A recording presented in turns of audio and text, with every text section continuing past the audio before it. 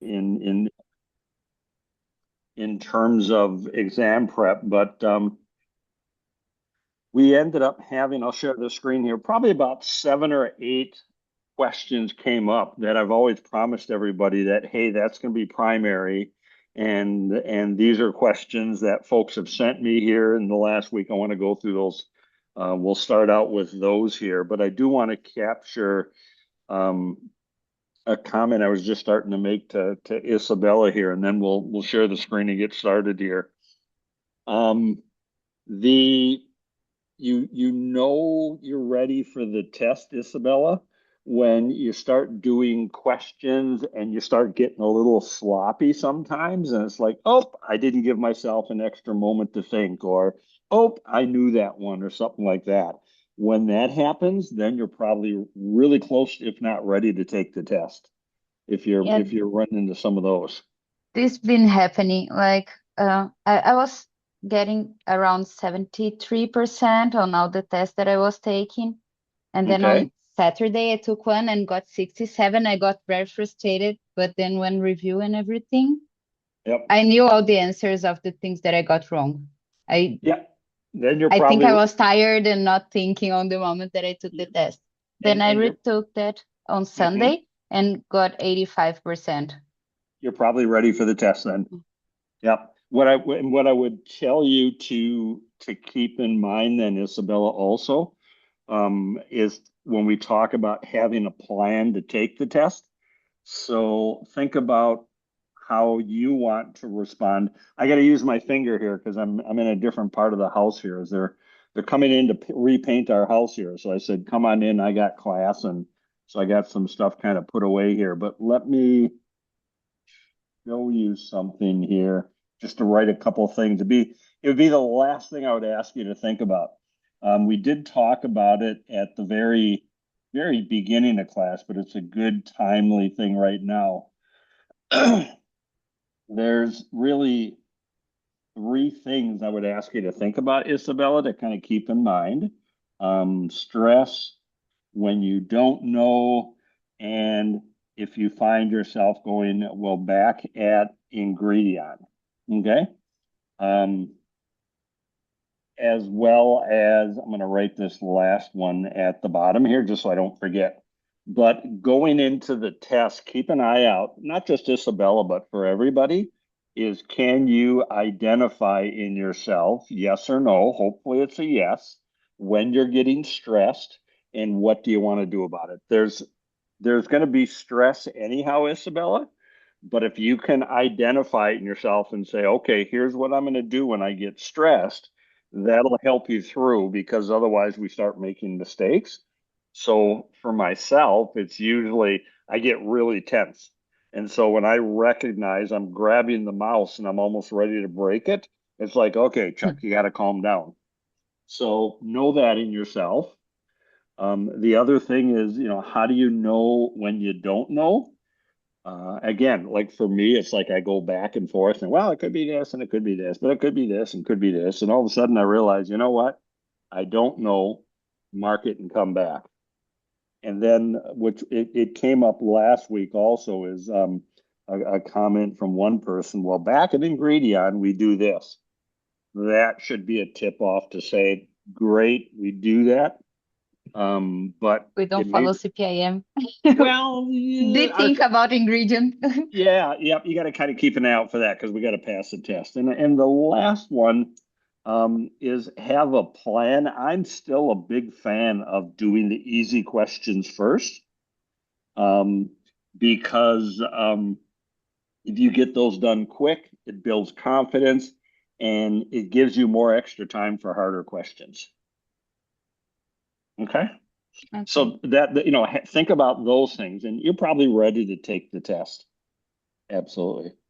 The other thing I want to mention also, Kim showed me something last week that I was adamant that she was incorrect on, and then I did my homework, and then I found out she was correct, and so I did apologize in the email, but I want to highlight it here as well.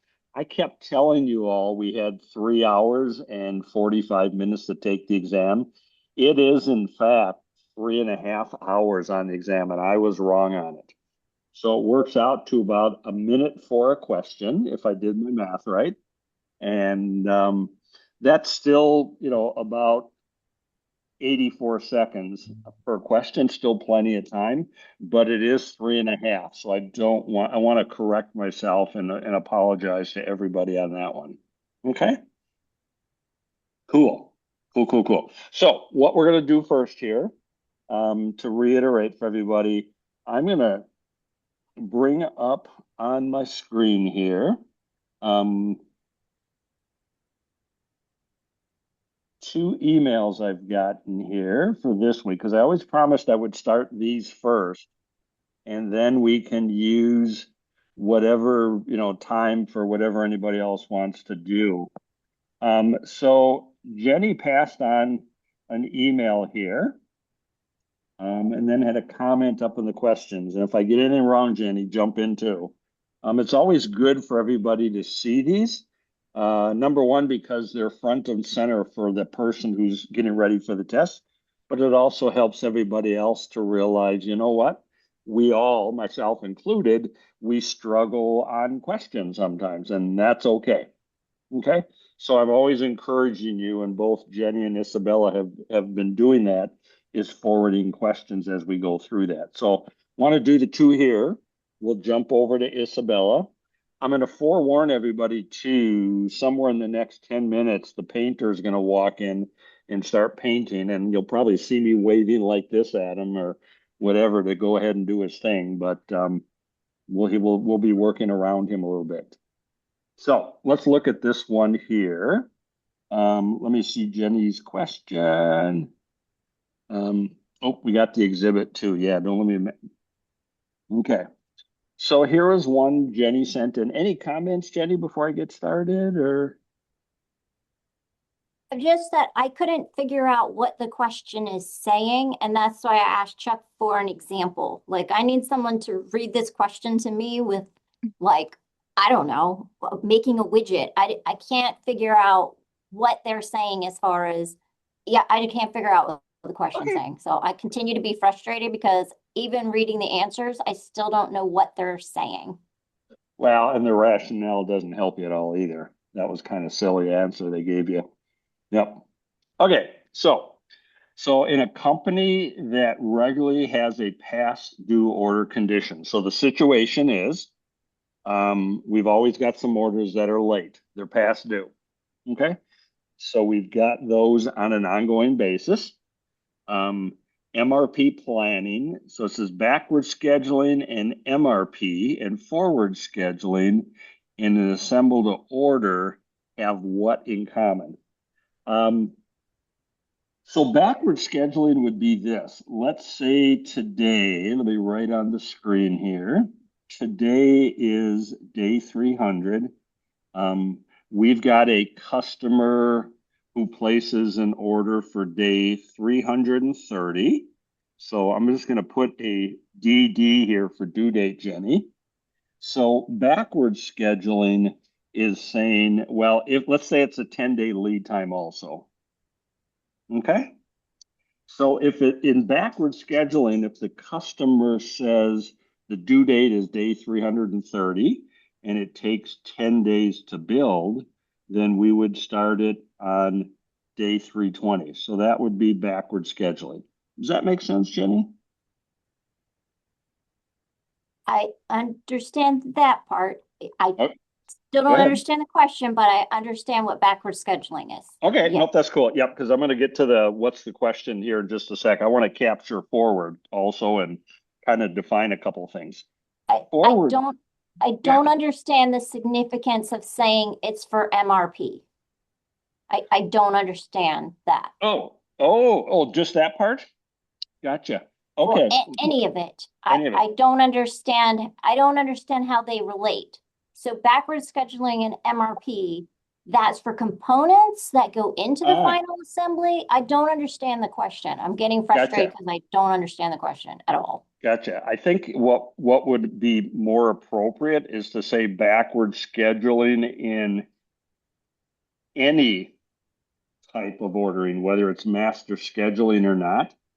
backwards and forwards the same regardless, whether it's if I draw a bill of material up here, A made up of B and C, B made up of D and E. I don't know why it's not working here. Well, that's crazy. So regardless of the environment, actually, um, in MRP, I don't know why my computer is misbehaving here. Let me bring this back up here again. Let's try this again. Okay, so annotate and draw. B made up of D and E. Backwards and forward scheduling is universal, Jenny, at any level of scheduling, whether it's at A level, subassembly level, D and E, the component level, it really doesn't make a difference. So in the question down here, let me bring this down here for a little bit and bring annotate back up here. So I think when they're saying in material requirements plan, I wish they'd say any kind of scheduling because backwards and forwards universal. It's also universal whether it's make to stock, assemble to order, make to order, whatever. So it almost feels like whoever wrote this question is almost tricking us because it really doesn't make a difference. Backwards, whether we're scheduling A or B or D or E. Does that make sense? What are the two things? If we're saying this is the same company has these two things, what are we comparing? Because we said it's one company. Yeah, I think what they're comparing here, if I'm speculating here, material requirements, they're talking about a component or a subassembly, and usually forward scheduling in an assemble to order would be the manufacturer of the whole order. So if I'm looking at, let me do this on its side here. A's made up of B and C, B made up of D and E. If if A is a make to stock, which I'm assuming is what they're talking about with backward scheduling, they're talking about I'm past due on A, but they're talking about the scheduling of B, C, D, and E. And then in a forward scheduling situation, I'm starting today and I'm going out and buying the components first. And then I'm bringing them in and building them to a subassembly. And then I'm bringing in C, which I purchased. Then I'm putting these together, A. So I'm working in this direction, left to right, versus the first example is kind of, I'm starting saying it's due here, start it back here. So they're talking about comparing the building of, or the buying and building of the components and subassembly versus going the other direction, a complete order here. And it's I don't want to call it a fake out, but backwards is backwards regardless of any kind of product. So tell me what you're thinking. I see Carolyn, did you want to pop in with something too on this? Yes. Please. Chuck, quick question on this question. Is the fact that the company has these past due orders even relevant? Or would No. it be the exact same, yeah, if you just remove that? Yep. I almost feel like they put a Yeah.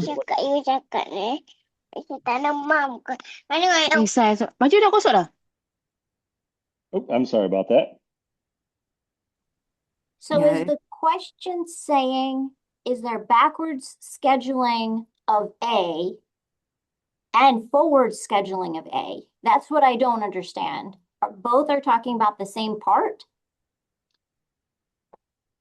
What do the two, well, I don't know if it's the same part, but it feels like they're saying we've got two situations going on in our business or two different scheduling dynamics and two different products. and we've also got past due going on. What would be a simpler question, honest to goodness, would almost be to say, in a company that does any type of scheduling backwards or forward, regardless of the situation or whether it's components or not, what do they have in common? Is kind of what we're talking about here. It almost feels like they're making a mountain out of a molehill, honestly, Jenny, and throwing a bunch of distractions in. Okay, that last way you said it, with this question was really just saying, what do these two scheduling methods have in common? That's what this Correct. question was asking. Correct. All right. Yes. Yeah. That makes sense, but none of the rest of, I don't think I would ever get this on a test, just personally. But okay, now I get it. The question's saying, what do they have in common? Yeah.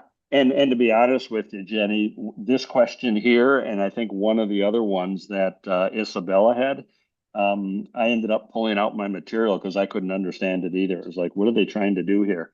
It feels like they threw a bunch of extraneous stuff that's got nothing to do with it. Would have been better if they would have said, in scheduling a business, regardless of past due or on time, or whatever kind of product it is, what do they have in common? So kind of like what's common in all types of scheduling. So Keith, did I see your hand? Yep, nope, absolutely. Keith, did you have your hand up also? I did, and I was just gonna say, I mean, my practices of even on the government side is that anytime something is past due, the first thing we look at is what is the lead time, and that's why in the military side we always backwards plan because we want to make sure that we base it off when we're going to receive our item that we're shipping overseas or even in the United States. We always want to look at exactly what is the lead time to receive that product or thing that we ordered from a vendor. Either it being backwards scheduling, planning for the future, or forward scanning, planning for something that's going to come as well.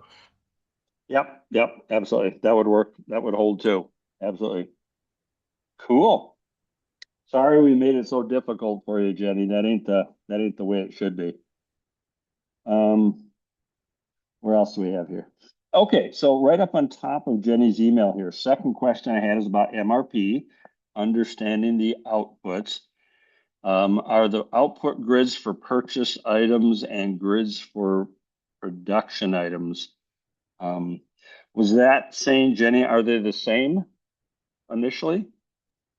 No, I'm just trying to understand the outputs. You can just, we've spent enough time on me and I'm very frustrated because I don't understand any of this stuff and I've spent way too much time studying and my stress level is about a 20 out of 10 for this test. Okay. So we should move on to somebody else's questions. Okay, I'm gonna follow up with you afterwards and see what I can help with too then. Okay, let me make a note here. Yep.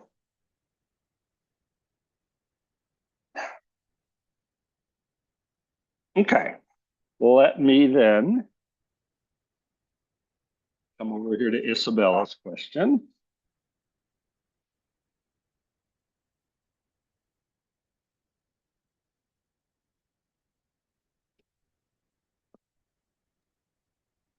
Why? There we go. This first one is just a dumb question. Like, is there any difference between constraint and bottleneck? I got this one right on the second time, but Nope. I had this question. Totally the same thing. If you go back into the original book that was written by Goldratt, the book The Goal, he uses them both interchangeably. Okay. Yeah, so that one's definitely those are definitely the same. Okay. Second question, understand the rationale. At this one, I got wrong both times that I took it.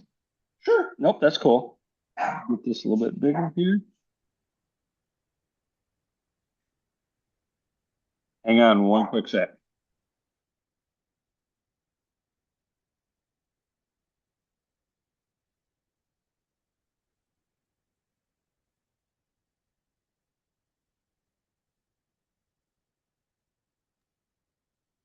About that.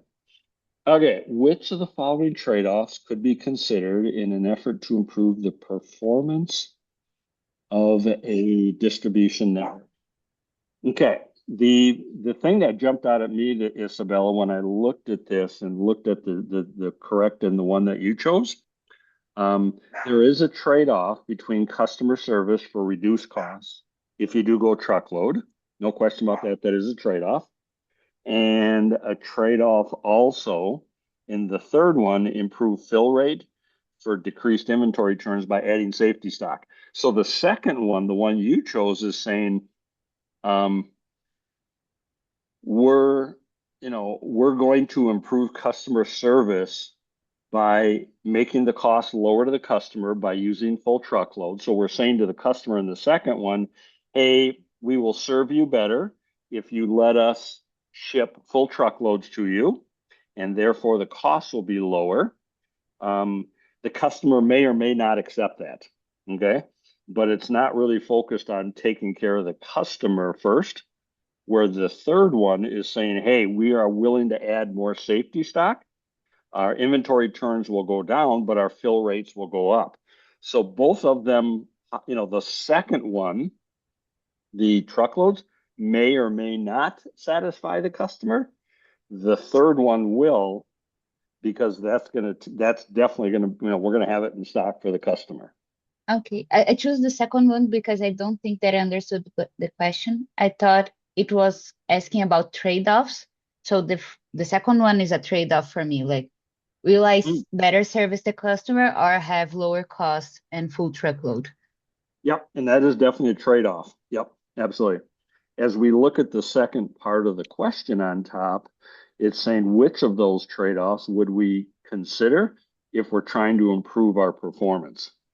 And so the second one, so they both are definitely trade-offs, absolutely.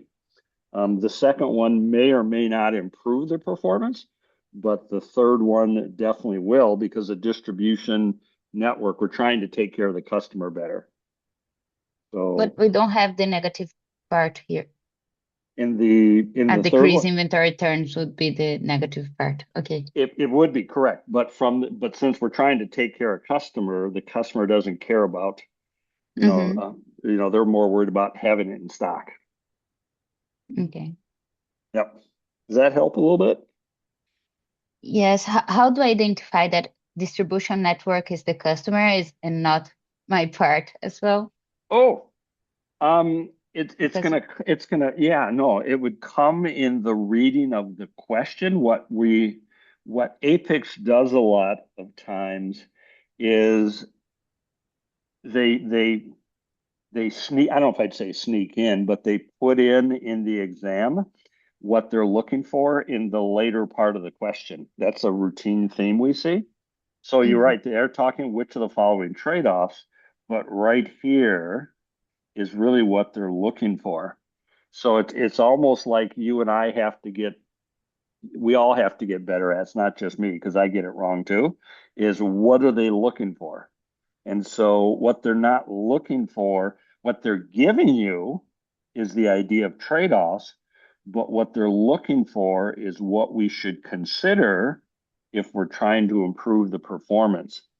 So there's almost a separation between what information do they give us and then what they're kind of looking for. Does that make sense? Mhm. Yes. Yeah, they kind of hide it in the question. Thank you, Chuck. You bet. Let's see what else we got. Okay. Um, I have to laugh at I'm laughing in with you on number three, Isabella, because I always pause on this one too. Okay. The difference between upstream and downstream. Um, I literally have to put a picture in my head, Isabella, of I'm standing on a hill and I'm looking down at a river. Okay. And so when I see upstream and downstream, I think of like a looking down at a river as the downstream. I'm moving towards the customer. I'm going downstream to the customer. And then upstream would be like I'm trying to swim back up against the river. Otherwise, I get them backwards all the time. Okay. I got them right, but the rationale for the question doesn't make sense on the answer, the correct answer that they are bringing then. Sure. Okay. Yeah, I always have to pause and think about this one.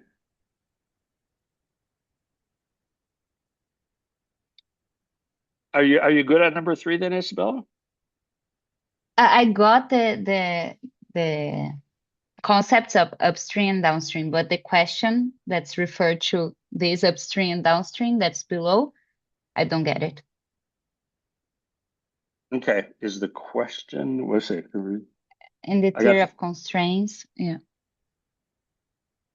Oh, I had to look this one up too. I was panicking before class and I had to go to the computer and look it up. Let me do that in just a sec here. Carolyn stuck a note into the chat box for everyone here. I thought I read somewhere that even though constraints are normally synonymous to bottlenecks, which was what Isabel was questioning, not all constraints are a bottleneck, but all bottlenecks are constraints. Any thoughts on that? What they're referring to, Carolyn, let me draw this on the screen here. So we've got, let's say, work center A, B, C, and D. And here's their production rates, 12, 8, 10, and 14. B is the bottleneck, and that's always a constraint. That's where they're the same.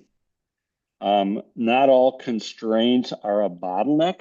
What they're actually referring to in the book, the book itself, is they call them, I think it's CCRs, capacity constraint resources. Those are resources that if you don't manage them properly, they can become a constraint or a bottleneck themselves. And what they're referring to, Caroline, is, if we look at this picture here, B's the bottleneck, but A could be the bottleneck also if you're working on the wrong stuff. So everything, if you remember, everything has got to be sequenced with the bottleneck. Well, if Chuck said, well, nuts to that, I'm going to do what I need because I'm getting yelled at by the supervisor. I'm going to work on a different set of products instead of what B is, then A becomes a constraint also because I'm not working in sync with B. Does that make sense? It does. Yes, thank you. Yep, you bet. Okay. So let me tackle this third question here that Isabel had. And like I said, I had to look this one up too because it was like I'm missing something here. I think what I realized, I'm going to make the comment first, Isabella, and come back to it. The difference between a Kanban and a buffer, okay, is one of the things that hit me. So my first reaction was, no, Isabella got it right. Um, um, you know, you pull when you get a signal from downstream. And if you all remember when we did Kanbans, we had the customer down here, we had the distribution center here, and the regional distribution center, and the national distribution center. And in Kanbans, when the customer came up and bought what they needed and walked away, we send a signal upstream. Okay. So we would send inventory downstream because we got a demand signal from the customer downstream. So my first reaction was, no, I agree with Isabella. It's got to be D. I'm curious, Isabel, was that the way you looked at D? Yes, also thinking on the drum buffer rope, Mm-hmm. because if there is a theory of constraints, I was thinking there is a drum, so the buffer would be before the drum, and when there is a demand from downstream, it would pull the rope and bring the buffer to be used. Gotcha. Yep. Yep. And you're correct, but it turns out it's not what this question's asking. So let me pull up what I ended up going to Google here. Let me find it here. And I ended up, oops. before I do that, let me do it this way. I ended up saying into Google here, I said, what is a process buffer in theory of constraints? So let me do that here real quick. Google, what is a process buffer in theory of constraints? And let me read what it says here.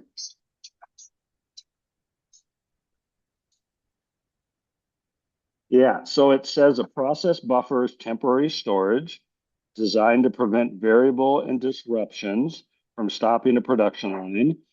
It ensures that if one part is delayed from a upstream process, you can continue operating normal. And I was like, well, that doesn't make sense. And then I went back, and it took me a couple minutes to refer to it. So in the drum buffer rope, here's what they were trying to say. So here's ABC, and like you said, we've got drum buffer rope. Let me put D back in. 8 an hour, 12 an hour, 10 an hour, and 14. And then we put inventory in front of the buffer. Okay. The way drum buffer rope works, if you remember, we put the drum beat, the scheduler at B. This is the buffer right here in front of the bottleneck. And the rope is the connection to where we fill in where we start the process from. What they're trying to refer to and what the notes looked at here, what kept throwing me was, well, wait a second,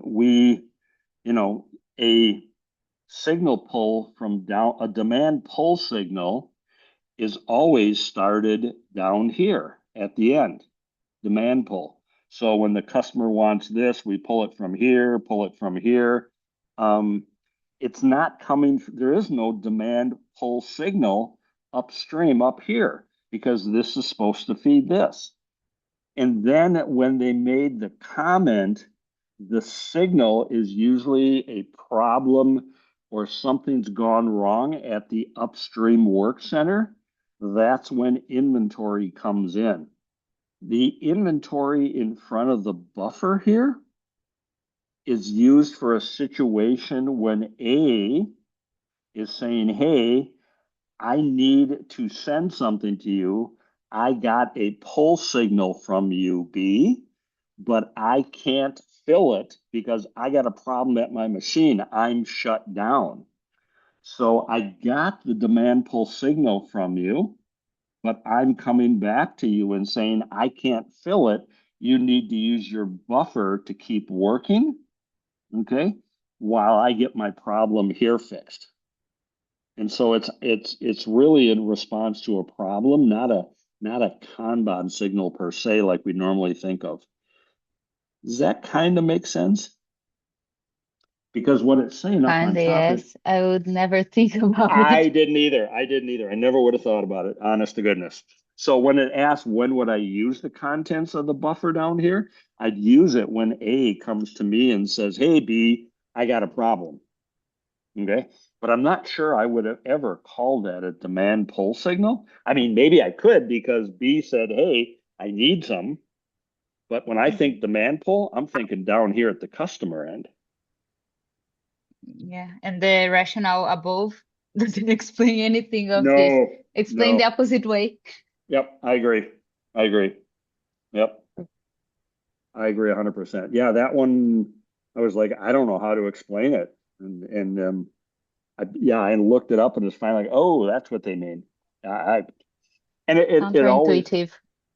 yeah, well, here's the other thing I would tell you also, Isabella, and for everybody would be I do it too, certainly. There always seems like there's 2 or 3 questions at the end of the exam we're all left scratching our head with.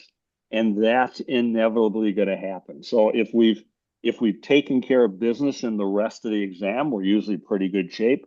One question doesn't make a difference. This could be one of those because yeah, this was a head scratcher for me too. One thing that I Yeah. really confused by this as well. Sure. But For me, I feel like the problem is the word from. So when they say, and the correct answer in response to a demand pull signal from just upstream, really, I think what they're trying to say is in response to a demand pull signal that was sent to the upstream. You know what I mean? So it's like, Yep. What if you had said, work cell A for the part, and then A said, oh no, you know what, we can't fill it. Yes, So it's I would. like sent it upstream, but the upstream work center can't fill it. So that's Right. what and I run into that on a lot of questions where I feel like the grammar or something about it. I don't know who wrote the question. And I don't understand like the time concept in some of the questions. And Yep. so it can be really confusing and frustrating.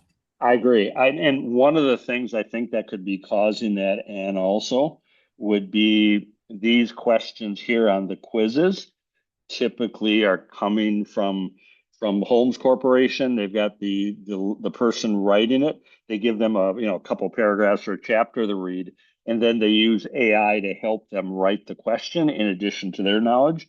And it's not as well researched by the time it gets to the exam, like American College testing. Is I can remember lots of situations they made us reword the questions exactly because of this. And if you've ever worked with AI, yeah, it's sentence structure and use of grammar is not how you and I talk normally. Yep, I would agree with you. The way you interpret it would have been better. Yep, absolutely. Chuck, I think you can skip 4 and go to the ABC question. I think this is more value for us. Yeah, absolutely. Yep. Does this kind of question tend to be on the test? I could see an ABC question. I think when I look at this question, which is the best? I like both answers. I think this one doesn't make it to the test, Isabella, because here's where I look at it. ABC we usually think of as the ones that we use the most, and that's why you pick D, I would bet. Crates of avocados have an expiration date. We have to look at whoops. Here's where this question I think gets thrown out is when we look at A, B, and C. A, broadly, we should be thinking of most. C's are least, and B's are in between. The problem with this question is how do you define A as most? When you and my first reaction was, well, I can see we sell lots of spaghetti in the grocery store. So if we sell that one the most, that should be an A. Come here, buddy. The problem with avocados, I'm going to bring Doggy with me here to keep him from barking at the painter here. So say hello to everybody, buddy. The problem with this one, I wouldn't call it a problem, Isabella, but if we look at most as expiration dates, the items that expire the quickest should be our A items. The ones that expire the least might be like canned avocados or something. So I don't like this question. It would have been great if up here, if they would have defined how we should look at an A item. 90% of the time, we tend to teach it as usage. So D was my natural choice there. Okay, so think on the dollar sold usage plus expiration date. Yeah, I If think there is something. yeah, unless they tell us otherwise, we got to be sticking with the usage and that stuff. Okay. That's good to know, Chuck, because from a purchasing background, I tend to think of A items as the most expensive items. Sure. Yep. And so if I was looking at this, I'd be like, probably the diapers. But Yeah. I had this first as my thought, but then I got cartons of box spaghetti, dry Hmm. spaghetti, because I thought on like multiplying the volume and the cost. So we don't sell that much of premium diapers, but we sell a lot of dry spaghetti.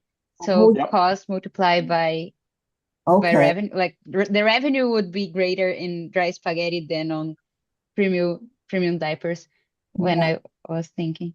And Yep.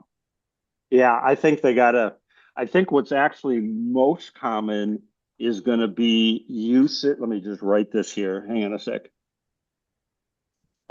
Is going to be usage dollars, because what you run into is there's always this argument, well, we should go by usage because that's the ones we use the most, because we're thinking safety stocks all the time. But expensive is the other argument. Everybody says, well, we should cycle count the most expensive stuff first. And so the compromise tends to be multiply the two together, because we never win that argument. Yep. So I would not have gone with avocados unless they would have specified it for me. To give everybody another tip that I ran across a question in the CPIM quizzes like this. It was asking, it was very generic like this question. It basically said if you're going to use ABC, you know, according to ABC analysis or whatever, which items would be on Kanban? And I was like, I've seen all A, B, and C category items on Kanban. I didn't know, but they basically said answer is C. You put your C items on Kanban, and I'm like, that's, I don't know. To me, C items should be on like vendor managed inventory or like a, you know, a what do you call those? Like the customer comes in, or the supplier comes in and replenishes your inventory of hardware or something like that. So, but obviously Apex thinks that C items should be on Kanban. So in case you run across that question, that's your answer, C. Yeah, and the nice thing also is ACT in helping us write the test questions. They do a really an excellent job of filtering out the nonsense in a question like this, because statistically it just doesn't become valid because we're all over the place. And that's the challenge. And with the quiz questions, they're not as well researched, unfortunately. We don't have the expertise that ACT does. I mean, I've done it for 40 some years, but I'm still never going to be as good as ACT. And so things like this sneak through. And if you talk to folks who have been through the exam, they're much cleaner on the exam. But it gives us the you know, it's like Jenny says, I'm frustrated, and we all get frustrated with it too, because it's just like, how come I got to face in the test here? This isn't right, or this isn't fair, and that's a hard situation.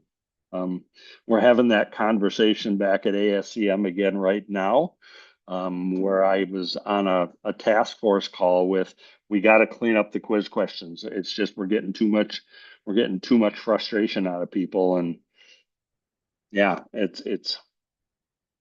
I'll keep working with everybody, I promise.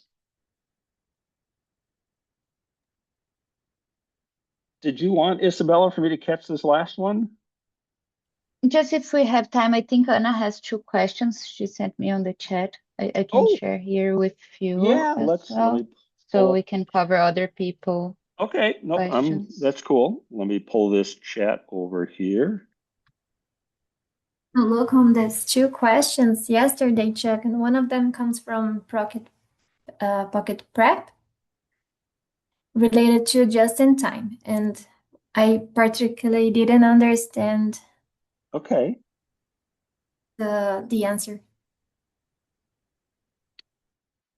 Okay, what is not an ultimate objective of just in time? Okay. Um, let's see. So two parts to this one, Anna, that jump out at me. Um, when you see not, what it's a negative type question, so to speak. You and I typically look towards the positive, what is. And so when we run into what is not or what is least, it's kind of backwards. And so we're looking for the opposite. So what I tend to do, and I don't know that you're going to see this in the test, but when you see what is not an ultimate objective of JIT, what you can look at is saying, Okay, three of these are an objective of just in time. One is not. Which one is not? Does that part make sense? It kind of forces you and I to think backwards. Does that make any sense at all? And if it doesn't, that's okay. No, it does make sense. Okay. So just in time is all about making exactly what you need, smallest lot, smaller lots more often. I saw you pick D. Um, what in theory, in a perfect world, if your setups are like next to nothing, Anna, you could make it like that real quick, then you don't need to set a schedule ahead of time. You can respond as the orders come in. Most businesses cannot. So what they do is they build a schedule where they're making the same amount every single day, and then they build just in time to that schedule. So they load the factory at the same amount every day. That allows them, now they've got certainty of the schedule and they can build exactly what they need every single day. The best example is like an auto parts manufacturer. They level load which cars they're making every single day in the sequence, and they build just in time. That's probably your best example. Lot size increase in just in time. You never want to build bigger lots because you run the risk of making something you don't need when you should be working on something else just in time. So bigger lots less often would be something you don't want to do. Is that I think so. I think that I'm struggling then with the concept or the difference between the concept of level loading and level scheduling. Because I was thinking when I answered level loading, if just in time I have to do just what I need, exactly what I need, I will not schedule in a way to maximize the production. Because I was thinking about the level scheduling concept, but then it's another perspective that I have to interpretate this level loading. Yeah, the other thing I've seen too, most times level scheduling and level loading are the same thing. For most people, it's level loading actually refers to capacity, where level scheduling is the parts that we make. So let me go to a whiteboard here. So I see this often. Oops, let me add a new page here. If I look at capacity, this is level loading of capacity. And then level scheduling might be, so here's my load, my orders. This is my workload. And so within this workload, level scheduling would be something like this. I'll make one A, then one B, then one C, then one D. Then I'll come back and make another A and another B, another C, and another D. That's considered level scheduling. A lot of us, I don't think it's you're necessarily wrong, but in practice, we tend to treat these as almost the same thing. It's kind of like Anna, one of the outputs of sales and operations planning. So if we look at S&OP, we've got the demand on top, and then in the middle we got the production. This set of numbers right here in the textbook, we call that a production plan. That's the volume we're going to build every period. But you go out to 90% of the factories that they call their daily production, they call that a production plan.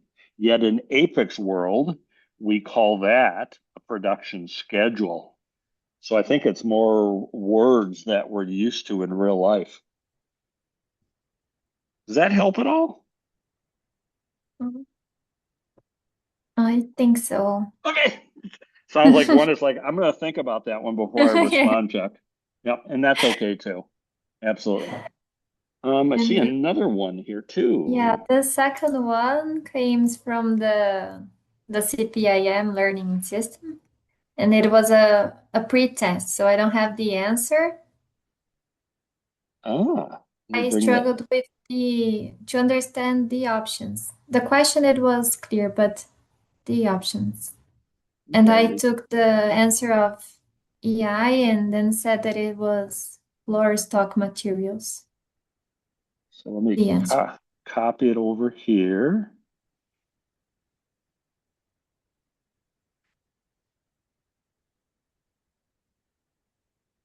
Okay, so what do we got here? Just clean this out here.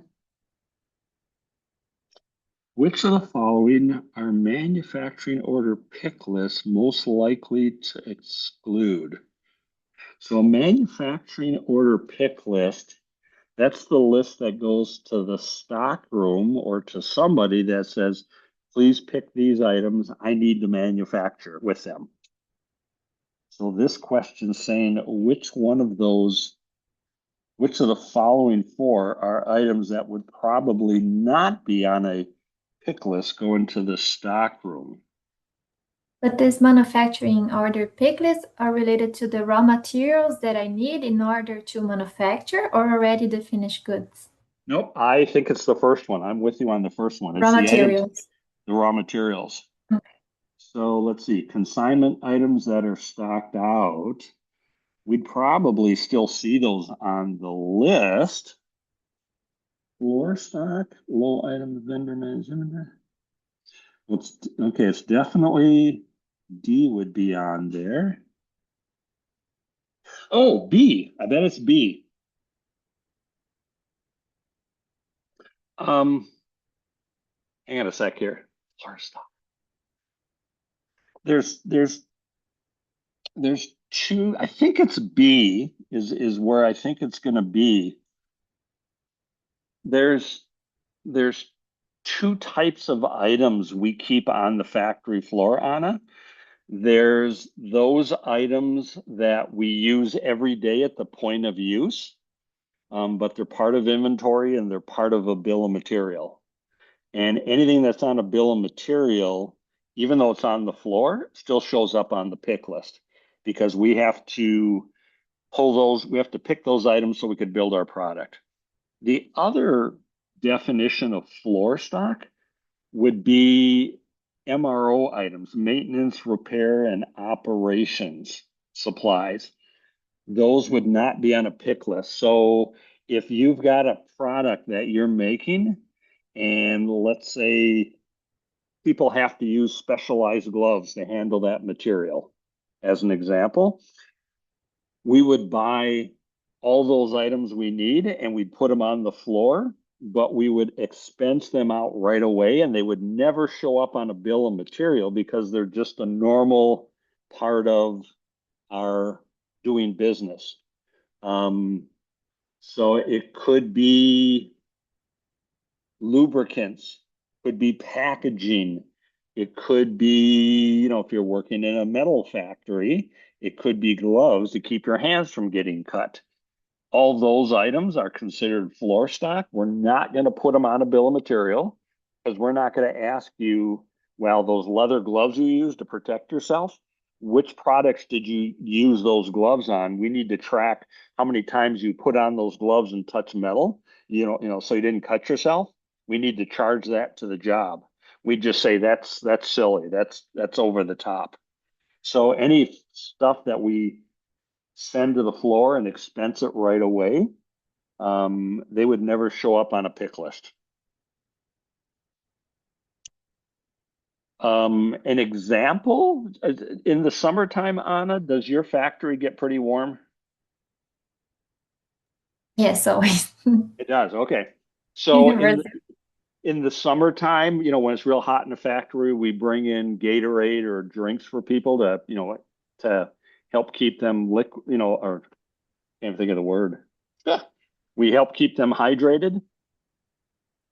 It's Do you have? because Go in ahead. Brazil we always have like a All hot year weather. round. Okay, Always warm. that's true. Okay, so we But have but I got the concept. no, It no, makes no. sense. Yeah, yeah, yeah. You can tell I live in a winter climate.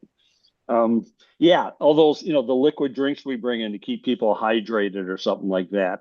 That we would tell them, hey, once an hour you got to drink your Gatorade or whatever.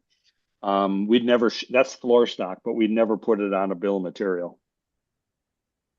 I think that I didn't get right because in fact, I didn't know what floor stock materials was. Yeah, literally, it would be everything we keep on the floor for inventory. Part of it could be like Gatorade. Part of it could also be things that you use at work that are on a bill of material, but it just doesn't make sense to put them in the stock room and then bring them out to the floor right away. Let's just keep them on the floor. So there's kind of two types of floor stock in a way. Does that help? Yeah, it was helpful. Check, Cool. thank you. Yep, you bet. Okay. It's good to get these kind of questions. So I'm appreciative of everybody. Keep sending the questions as you've got them and that stuff. And I think we're getting close enough to our time here. We should probably, I'll hang around certainly, but anybody else got anything else that's jumping out of them as they hear all this?